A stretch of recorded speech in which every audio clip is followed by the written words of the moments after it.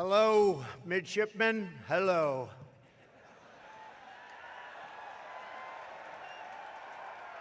Great going. And let me say that to the entire brigade, please be at ease, enjoy yourselves, because we are all here to celebrate the amazing class of 2018. Amazing job. Thank you. Really something. Admiral Carter, thank you for that wonderful introduction and for your leadership and the incredible job you've done at this storied academy. And thank you, Captain Chadwick, for your dedication and service. Thank you to Undersecretary Moodley, Admiral Richardson, General Walters, for joining us today. Thanks also to Senator Wicker, Congressman Whitman, and Congressman Vallejo. I want to recognize the entire brigade for a tremendous year. This has been a spectacular year for you. I've heard all about your achievements. And a very special recognition for the midshipmen, 4th class. You are plebes no more.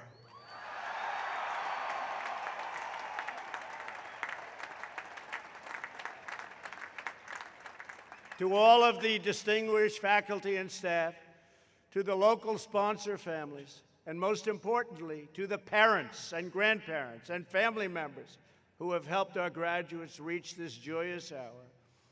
Today is your incredible achievement also. They would have never made it without you. You know that. So I want to thank our midshipmen.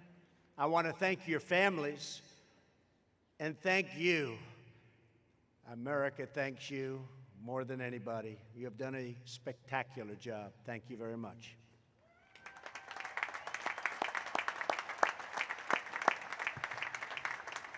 Finally, to the men and women about to be commissioned as ensigns in the Navy and second lieutenants in the Marine Corps, let me say on behalf of the entire nation, we could not be more proud of the United States Naval Academy class of 2018. Thank you.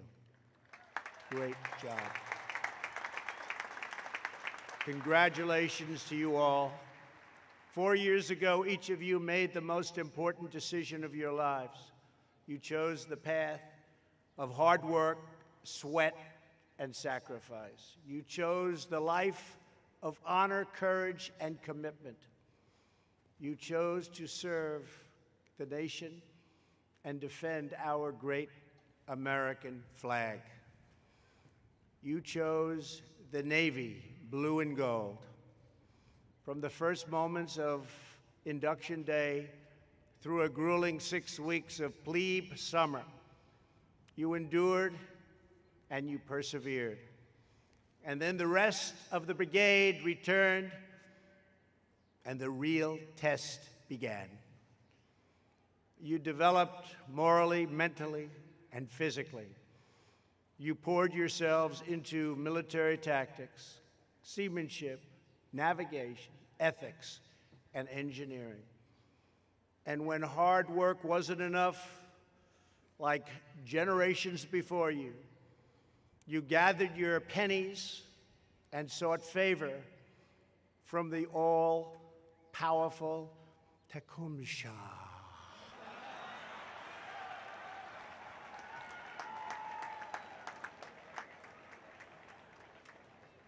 All-powerful, a little bit different. Others worked hard for their demerits at McGarvey's and the Fleet Reserve Club. And so today, in keeping with tradition, I declare that all midshipmen on restriction for minor offenses, you are hereby absolved.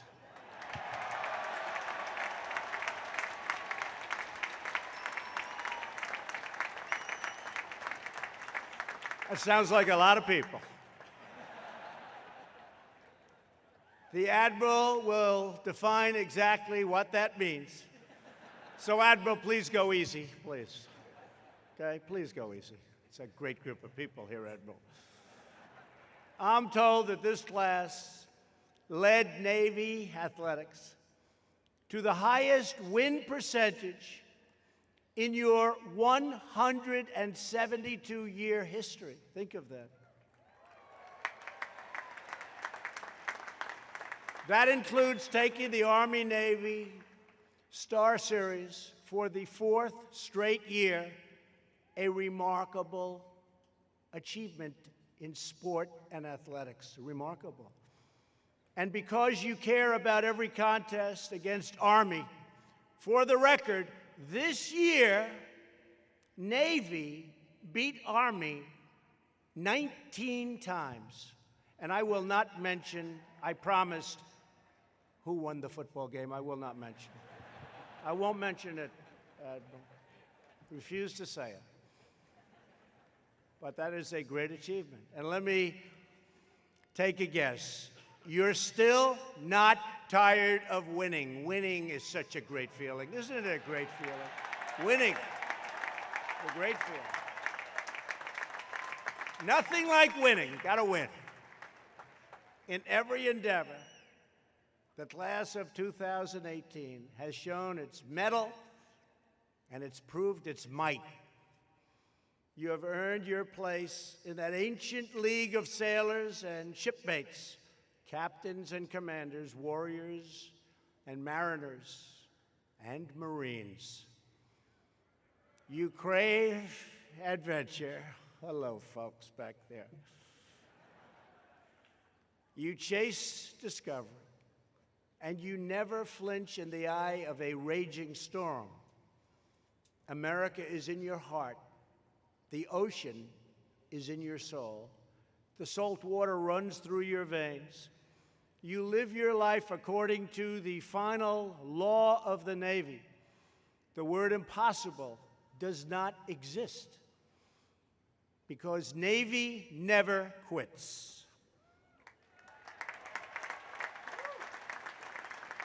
You don't give up, you don't give in, you don't back down, and you never surrender. Wherever you go, wherever you serve, wherever your mission takes you, you only have one word in mind, and that's victory. That's why you're here. Victory, very important word. You are now leaders in the most powerful and righteous force on the face of the planet, the United States military.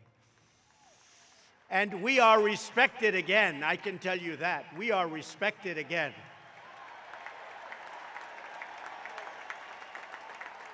A lot of things have happened. We're respected again. For the last 4 years, you have walked the same paths as Navy's greatest legends, the giants of Midway and Coral Sea and Manila Bay. Here in Annapolis, the glorious past is all around you, and so are the stories of your great heroes. One such hero who appears in the pages of your old yearbooks is Bruce Voorhees. You know Bruce Van Voorhees, well known all over. Bruce hailed from Nevada and was a member of the Naval Academy class of 1929.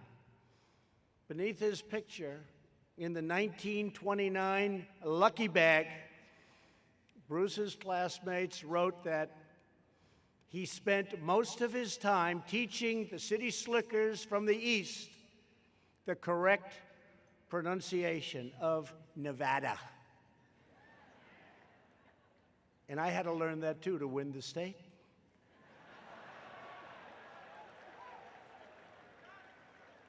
Great place.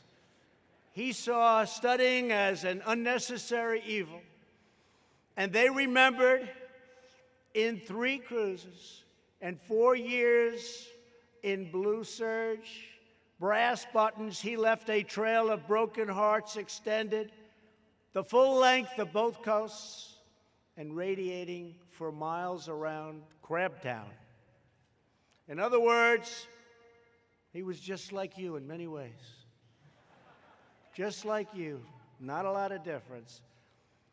Just over a decade after his graduation, Lieutenant Commander Van Voorhees found himself at war. 75 years ago this summer, he was in the South Pacific, commanding Bomber Squadron 102 during the Battle of the Solomon Islands. That was a rough battle. His only brother had been killed in the Bataan Death March. On July 6th, Bruce volunteered for a mission to destroy a crucial enemy base. It was a rough time. It was a rough, tough situation. He knew full well that he would likely never return. He knew he was going to die. But he also knew his daring action could prevent a surprise attack on large-scale American forces. So his plane took off alone on a 700-mile flight. Bruce flew through the darkness to his target, a tiny speck on the vast open sea. He braved unrelenting anti-aircraft fire like nobody had ever seen at that time, and a trail of enemy planes to single-handedly destroy this large enemy base, including multiple fortifications and a critical communications link. And in this final act of valor, Bruce was caught in the blast of one of his own bombs and perished in a remote lagoon very far from here. His life was lost, but his legacy will live forever. Many of you have seen the star marking Bruce's old room at Bancroft Hall, commemorating his Congressional Medal of Honor, our highest honor. Some here today will trace his path to Pensacola to earn your wings. You may even make it all the way out to the legendary combat training school known as Top Gun in Bruce's beloved hometown in Fallon, Nevada. There you will have the honor to take flight from Van Voorhees Field and remember a hero who fought for his country and died for his homeland and saved so many lives with his bravery. Each of you inherits the legacy of the heroes who came before you. It's a living history passed down from officer to officer and generation to generation. Each of you will make your own mark on the Navy, the Marine Corps, the military, and the history of our great nation. Seize today, and you will shape tomorrow. In a few moments, you will be commissioned into the mightiest fighting forces of the air, the land, and the sea. Together, you will blast off carriers, of which we're just now finishing the largest aircraft carrier in the world, launch off submarines, of which we have many under construction, and ward off evil. You will bring comfort to our friends, and you will strike fear into the hearts of our enemies. Among our graduates today will be 283 naval aviators, 134 submariners, 256 surface warfare officers, 70 restricted line officers, and 15 explosive ordnance disposal officers. 236 United States Marines.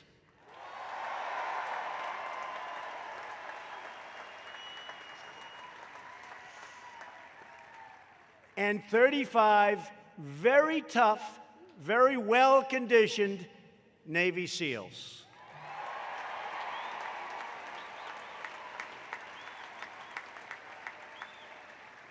Together, you are the tip of the spear, the edge of the blade, and the front of the shield, defending and protecting our great country.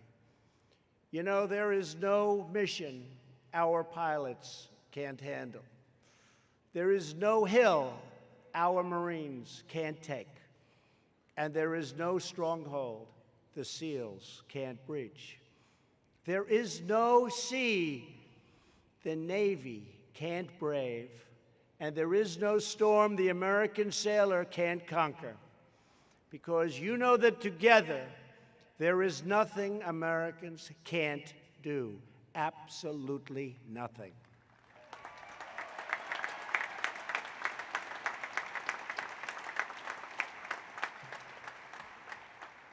In recent years and even decades, too many people have forgotten that truth. They've forgotten that our ancestors trounced an empire, tamed a continent, and triumphed over the worst evils in history. In every generation, there have been cynics and critics who try to tear down America. It's not working too well lately. But in recent years, the problem grew worse. A growing number used their platforms to denigrate America's incredible heritage, challenge America's sovereignty, and weaken America's pride. But we know the truth, we will speak the truth, and we will defend that truth. America is the greatest fighting force for peace, justice, and freedom in the history of the world.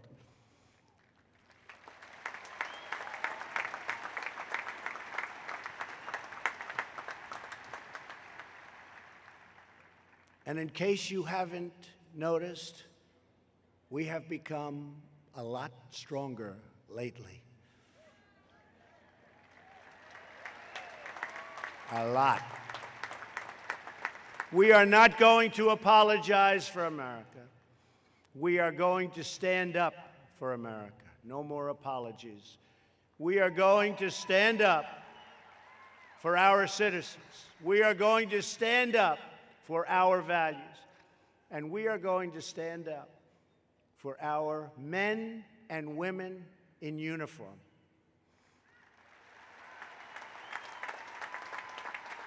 Right? Because we know that a nation must have pride in its history to have confidence in its future. We are the nation that built the highways, the railroads, the Empire State Building in 1 year, the Golden Gate Bridge, and we are the nation that built the Panama Canal. We trekked the mountains, explored the oceans, and settled the vast frontier. We won 2 world wars, defeated communism and fascism, and put a man on the face of the moon. We cured disease, pioneered science, and produced timeless works of art that inspire the human soul. And on distant islands, faraway battlefields, above the skies and beneath the sea, the entire world has borne witness to the unstoppable strength, skill, and courage of the United States Navy and the American Marines.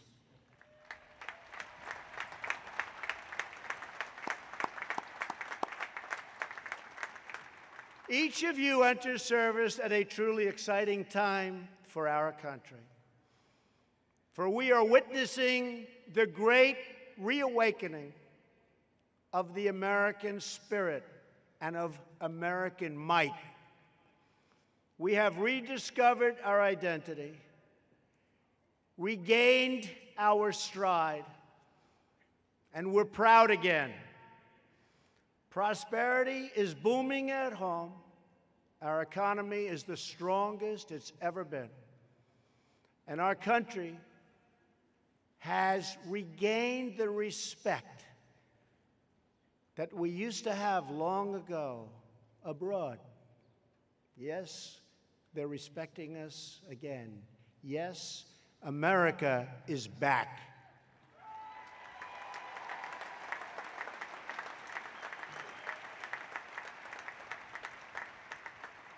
We have begun the great rebuilding of the United States military.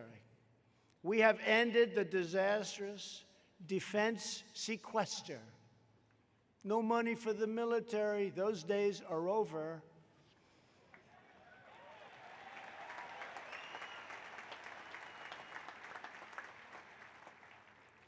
And we've just secured, you've read all about it, a $700 billion, largest ever amount of money to support our great warfighters.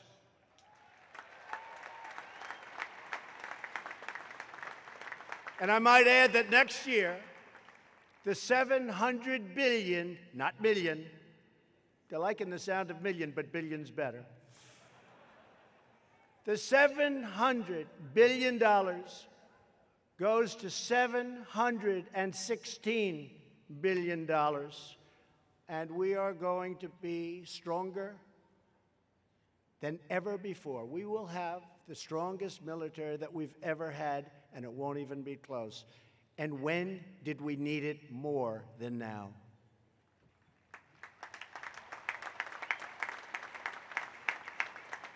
That means new ships. You like that? We have now the lowest number of ships that we've had since World War I. And very soon you're going to be up to 355 beautiful ships. 355. That's almost a couple of hundred more ships. So you're going to be around for a long time. We're not running out of equipment. We're not running out of ships. And that's been approved, and we are honored by it. We're going to have new equipment and well-deserved pay raises. We just got you a big pay raise. First time in 10 years. We got you a big pay increase, first time in over 10 years. I fought for you.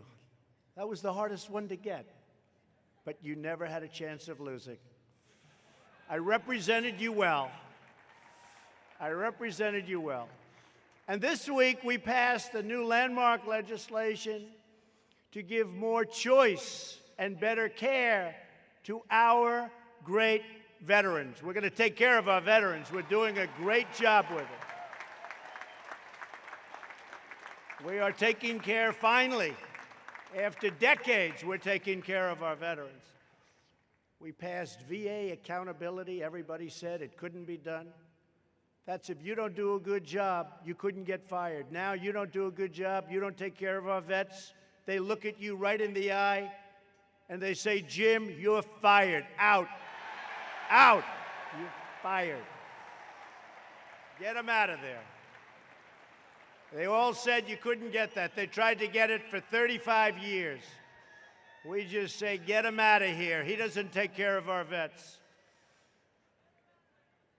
Next year, we're committing even more to our defenses, and we're committing even more to our veterans. Because we know that the best way to prevent war is to be fully prepared for war. And hopefully, we never have to use all of this beautiful, new, powerful equipment. But you know, you're less likely to have to use it if you have it, and if you know how to work it, and there's nobody knows how to work it like you. And if a fight must come, there is no other alternative. Victory, winning, beautiful words, but that's what it's all about. We are reestablishing the Second Fleet in the Atlantic, bigger, better, stronger than it's ever been before. We are rebuilding our defense industrial base to forge American iron, aluminum, and steel, which, by the way, we just put tariffs on when it comes in from other countries, okay? We're taking in a lot of money now. Our country, they pay that big, beautiful tariff. It goes right into rebuilding new ships. We've been taken advantage of by the world. That's not going to be happening anymore. You see what's going on. So we're building that modern fleet manned by the greatest sailors anywhere in the world. We're sharpening the fighting edge of everything, from Marine infantry squads to combat ships to deliver maximum lethal force. The enemy has to know we have that. And we are recommitting to this fundamental truth. We are a maritime nation. True. And being a maritime nation, we're surrounded by sea. We must always dominate that sea. We will always dominate the oceans.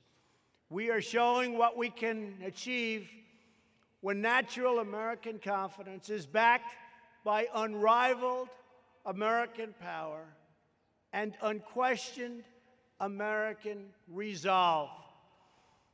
Also, there's another word that's never used, and I'll use it today. It's called talent. We have talent, and a lot of other people don't, and a lot of other countries don't. We have great talent, and I've seen it. In other words, we are showing what is possible when America starts acting like its sailors and its Marines. Our nation cannot be strong without the heroes whose hearts stir the words, "Don't give up the ship." Very famous phrase. We even use it in business. Things are going bad. You say, "Don't give up the ship. Keep fighting. Don't give up the ship." But it's really, you guys started it. Our country cannot prevail without those who rally to Admiral Farragut's famous cry. You know it well. "Damn the torpedoes, full speed ahead." Boom.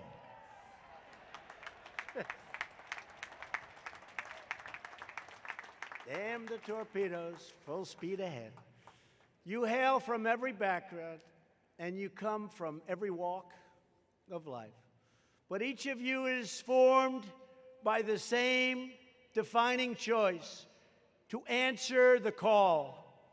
You all share the same heart, the same blood, and swear by the same motto, not for self, but country. It's a great motto. With us today are living symbols of that long and unbroken chain of American patriots, members of the Naval Academy, class of 1968. That's great. Stand up, please. Please.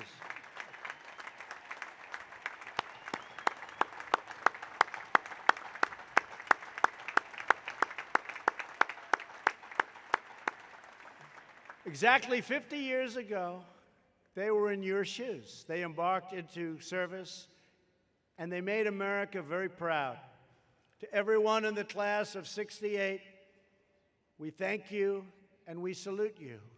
Like those who came before them, Today's graduates will serve America through times of triumph and some hours of peril. There will be hours of peril. You will face new challenges, even challenges that you can't envision. But you'll find new solutions that nobody can even imagine. Among your ranks is the next Chester Nimitz, the next Grace Harper, the next John Lejeune. Future generations will talk about you. They will tell your stories, speak of your courage, and someone many years from now will be standing right here in my position, paying tribute to your great service. It will happen because you already know the keys to success. You know that as long as we are proud of who we are and what we are fighting for, we will not fail. We cannot fail. We will always succeed, always.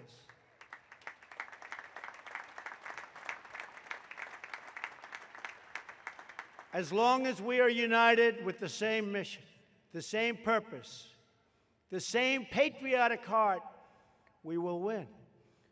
Because we are one people, one family, and one glorious nation under God.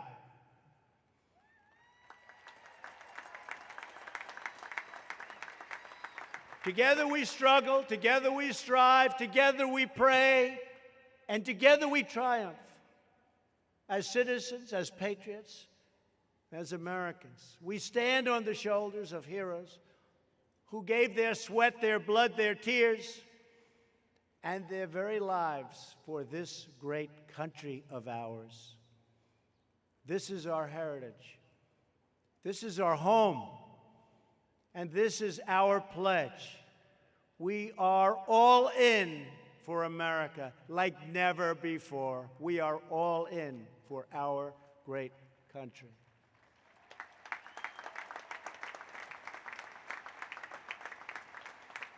So to the Naval Academy of the class of 2018, I say a number of things.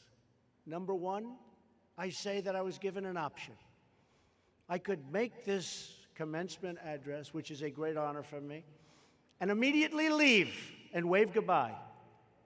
Or I could stay and shake hands with just the top 100. Or I could stay for hours and shake hands with 1,100 and something. What should I do? What should I do? Stay. I'll stay. I'll stay.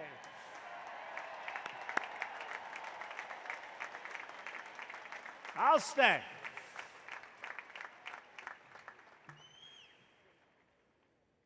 But to the class of 2018, I do say strive for excellence. Live for adventure. Think big, dream bigger, push further, sail faster, fly higher, and never, ever stop reaching for greatness. Never stop reaching for the stars. You know you are up